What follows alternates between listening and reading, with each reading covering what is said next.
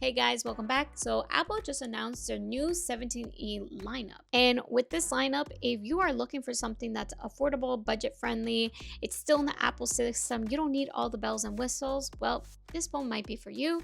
And I'm going to be comparing it to the last year's model, the 16E, and whether it's worth getting that one over this one. Oh, I do want to mention that this is a beginner friendly guide, so it's a quick breakdown, and I just give it to you guys straight of what to look for in terms of these features. So stick around and let's get right into it. Apple has decided to throw in 3 colors for this model. We have now this soft pink, which is super cute and adorable. However, I do wish Apple turns up the saturation on these colors. I feel like I would have loved something more pigmented, in my opinion.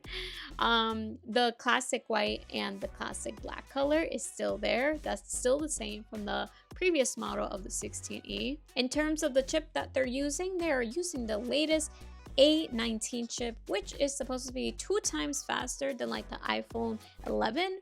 So you are getting a very smart chip. It's super powerful. You won't have any lag. Anything you throw at this phone, you can open multiple apps, run it all at the same time. It will have no issue at all. Now, Apple has provided a much brighter screen on this phone, so you will have no issues being out in the pool, chillaxing or whatever. You can see your screen completely fine. And if you accidentally drop it, don't worry, Apple has put in the new Ceramic Shield 2 on it, so it should be much more stronger. Now for the battery life, you will be getting a very long battery. Like, you have no issues. You can have this all day. You can do whatever you need to do, browsing on social media or editing or whatever it is, taking all the photos. You have 0 issues with the battery life. According to Apple, again, we haven't seen these units out yet. There still needs more testing, but that's very good to hear. Now, in terms of the key differences between the 2 cameras of the 16E and the 17E, they do both have the same 48 megapixel camera. However, the 17E is going to be using AI software features to enhance your photos, which is really nice, which means it's going to leave your photos crispier, sharper, and have more detail. For example, if you have a really cute pet that you want to take a picture of, don't worry. This AI feature will create more depth of field for the pet and have recognition for it versus the 16E where you can't. There's a lot more restrictions and limitations for that. And Apple's claiming that low light photos will be much better. And this is more technical, but the photos will come out with 24 megapixel versus 12 megapixels on the 16E. So it's a really good improvement on the camera. Now, one of the major complaints I had on the 16E was the lack of MagSafe. Apple, why remove such a important feature? They are including MagSafe with the 17E, and that's so great because I drive around here all the time and I need that accessory on my phone so I could just hook it up in my car and drive and go without any issues. So this is so freaking great. You can also connect it and you can charge it wirelessly through MagSafe without any issues. It is so welcome. This feature is amazing to have. Now, in terms of the storage, we will be getting 256 gigabytes for the base model, and I think in 2026, that should always be the starting point for any phone at this point. We just have so many photos and videos, and we use 4K now, so we need more storage for our phones.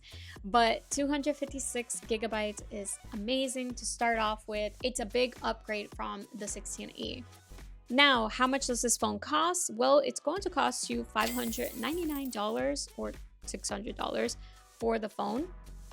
I believe it's not a terrible deal. It does fall into the other budget-friendly phones, but I do miss when the iPhone E lineup costs around $400, $450. Now we are all the way up to $600, which is, inflation. But what you're getting from this phone truly is a great quality, reliable, safe phone that you can't go wrong with.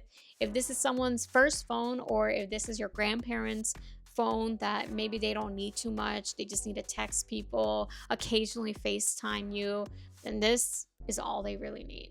Now, would you get this phone over the 16E? My personal opinion, I would absolutely get the 17E versus the 16E. I just think the MagSafe feature is super vital, is so important. The storage is more, it's better.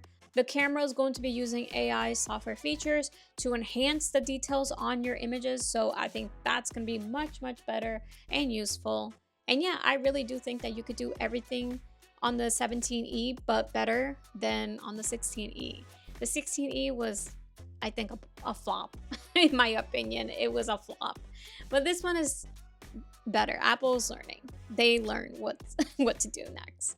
Now, my question to you guys is, would you get the iPhone 17E? And if you do, what color would you get? Let me know down in the comments below. Thank you guys so much for watching, and I'll see you in the next one. Bye! I wish they had a purple phone. I know the last purple phone was the 14 series. It's purple.